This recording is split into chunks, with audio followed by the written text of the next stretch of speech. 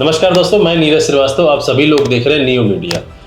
भारत देश के उपराष्ट्रपति और राज्यसभा के स्पीकर जगदीप धनखड़ जी ने अपने पद से इस्तीफा दे दिया। रात के लगभग 9 बजे ये खबर आती है कि वो अपने आप को अस्वस्थ फील कर रहे हैं और आने वाले समय में उपराष्ट्रपति पद पे जो भी कार्यकाल है, जो भी कार्यभार है, वो संभालने में सक्षम नहीं अपने आप को समझ रहे हैं और इस वजह से उन्होंने इस्तीफा दे दिया। जगदीप धनखड़ जी ने ये इस्तीफा अपने मन से दिया है या बीजेपी जबरदस्ती उनको ये इस्तीफा दिलवाई है, इस बारे में कोई सच्चाई सामने आपको निकल कर नहीं आएगी। लेकिन धनखड़ जी के इस्तीफे पे ना प्रधानमंत्री जी की कोई प्रतिक्रिया आती है, ना गृह मंत्री की प्रतिक्रिया आती है, ना ही किसी बड़े मंत्रियों की प्रतिक्रिया आती है बीजेपी के तरफ से।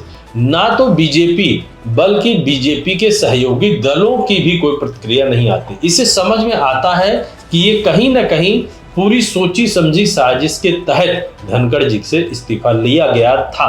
कुछ दिन पहले ही गृह मंत्री के ऑफिस में एक मीटिंग की गई थी जिसमें सारे सहयोगी दलों को बुलाया गया था।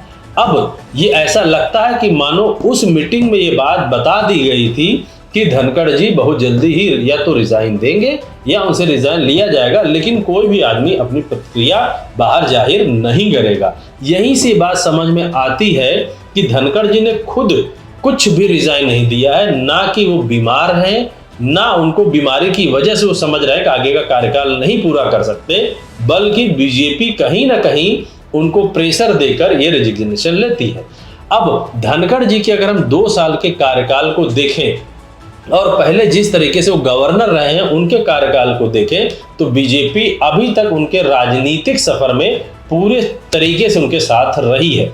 लेकिन ऐसा क्या हो गया कि धनखड़ जी को रिजाइन देना पड़ता है मानसून सत्र के पहले दिन के कार्यकाल को पूरा करने के बाद, जबकि पूरे उस एक दिन के कार्यकाल में वो वैसे ही विपक्ष पर टूट पड़े थे जैसे अभी तक 2 सालों से वो टूट पड़े थे। अगर आप याद करिए तो वही धनखड़ जी हैं जिन्होंने आरएसएस की बहुत बढ़ाई भी की थी। लेकिन अब धनखड़ जी को समझ में आ रहा होगा कि कैसे वो दूध में पड़ी मक्खी की तरह निकालकर फेंक दिए गए हैं और गृह मंत्री और प्रधानमंत्री के लिए अब वो उपयोगी नहीं है। अब इसी बात से धनखड़ जी के पुराने कार्यकालों को अगर हम देखें, 2 साल के उनके उपराष्ट्रपति पद को और उनके गवर्नर पद को, तो मान के चलिए धनखड़ जी बहुत महत्वाकांक्षी नेता रहे हैं और वो पद पर बने रहना चाहते हैं। दरअसल धनखड़ जी को इस बात का पता था कि उनको एक ना एक दिन रिजाइन देना पड़ेगा, क्योंकि जो 1 साल से जिस तरीके से सरकार चलाई जा रही है और महाराष्ट्र और हरियाणा का इलेक्शन जीता गया है, उसी तर्ज पर वो बिहार में इलेक्शन भी जीतना बीजेपी चाहती है। और अगर कहीं भी बिहार में इलेक्शन नहीं जीतती है बीजेपी, तो मान के चलिए सरकार गिर जाएगी। और बिहार में इलेक्शन वो तभी जीतेगी जब नीतीश कुमार खुश रहे हैं या फिर चिराग पासवान खुश रहे। अब नीतीश कुमार चिराग पासवान को खुश करने के लिए बिल्कुल वैसी ही पॉलिसी लानी पड़ेगी जैसे कि महाराष्ट्र में लाई है बीजेपी, यानी कि 2 डिप्टी सीएम।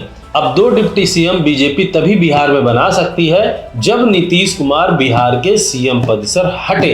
अब बिहार के सीएम पद से नीतीश कुमार हटते हैं तो स्वाभाविक सी बात है उनके बेटे को ही डिप्टी सीएम का पद मिलेगा। और अगर नीतीश कुमार जी सीएम पद छोड़ते हैं तो स्वाभाविक सी बात है वो कोई न कोई बड़ा पद चाहेंगे। जिस तरीके से धनखड़ जी की महत्वाकांक्षा ज्यादा है, वैसे ही नीतीश कुमार की भी महत्वाकांक्षा धनखड़ से कई गुना ज्यादा है। इस बात को बीजेपी समझ रही है, इसी वजह से बीजेपी चाहती थी कि धनखड़ जी अपने मन से रिजाइन दे और नीतीश कुमार को देश का उपराष्ट्रपति बना दिया जाए। इसी इलेक्शन से पहले ही सीएम पद भी बदल दिया जाए और बीजेपी का कोई आदमी सीएम बन जाए, ताकि ये मैसेज चला जाए कि आने वाले इलेक्शन में जीतने के बाद जो भी सीएम होगा वो बीजेपी का होगा, डिप्टी सीएम नीतीश कुमार का बेटा होगा और दूसरा डिप्टी सीएम चिराग पासवान होंगे। इसी बात को लेकर उपराष्ट्रपति को पता था कि आने वाले समय में उनको रिजाइन देना पड़ेगा। इसी वजह से विगत 6 महीनों से वो विपक्षी दल के कुछ नेताओं से वो मिल भी रहे थे और ये कहने से नहीं चूक रहे थे कि इस सरकार को आराम से आप गिरा सकते हैं। सिर्फ 3 और 4 चेहरे ऐसे हैं जो कि इस सरकार को गिरा सकते हैं। अगर आप हमारे वीडियो को देखेंगे तो हमने बनाया है 5 पांडव। वो सिर्फ 5 पांडव ऐसे हैं जो इस सरकार को बहुत आसानी से गिरा सकते हैं। इसी वजह से 5-6 महीना पहले से उपराष्ट्रपति जी विपक्षी दल के नेताओं से मिलना शुरू भी कर दिए थे ताकि सरकार गिराई जा सके। इस चीज की भनक बीजेपी को लग गई थी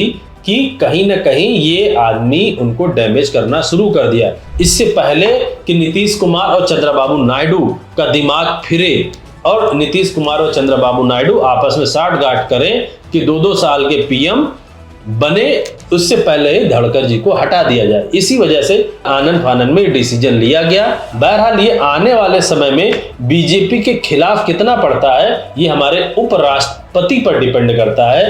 हो सकता है उपराष्ट्रपति खुले तौर पर बीजेपी के खिलाफ बोलना शुरू कर दें, और अगर वो बीजेपी के खिलाफ बोलना शुरू करते हैं तो मान के चलिए जो 5 पांडव हैं उनमें से कोई ना कोई 3 बड़े पांडव अपने आप छोड़ देंगे, जिसमें से हमारी उम्मीदें जो लगती हैं वो ये है कि नीतीश कुमार, चंद्रबाबू नायडू और शिंदे जी, ये 3 लोग तो जरूर छोड़ने को आतुर हैं बीजेपी, क्योंकि बीजेपी में रहते हुए इनको ये पता है कि कभी फल फूल नहीं सकते। बहरहाल इस पे भी हमारे चैनल की निगाहें बनी रहेंगी। आने वाले समय में राजनीति किस करवट बदलती है हमें देखना बड़ा दिलचस्प होगा। मैं अपने सारे दर्शकों से बोलता हूं, चैनल को ज्यादा से ज्यादा सब्सक्राइब करें, शेयर करें। धन्यवाद।